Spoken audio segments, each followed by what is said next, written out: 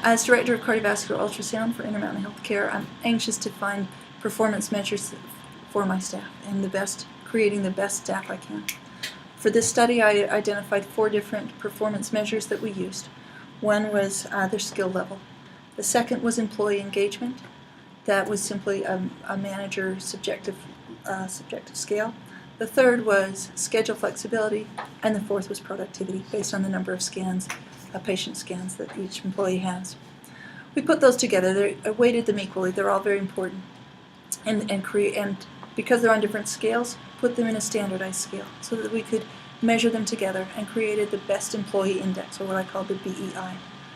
I was pleased as I looked over my employees and found that 9 of them scored quite high on that BEI, meaning that they're very valuable in all measures. And in fact, one was all the way more than 2 standard deviations above the mean or the average. Unfortunately, I also identified 6 employees who were quite low, and that will help me as a manager to have a more focused effort in improving quality with those specific employees.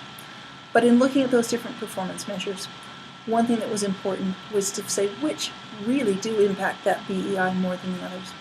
And that's where I had to run separate bivariate analyses to say which one is accounting for most of the variability in that index.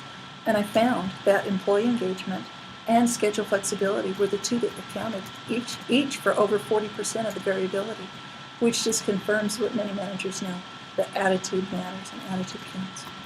As a follow-up to this, I thought, where does salary and experience and tenure play, and what's their role here?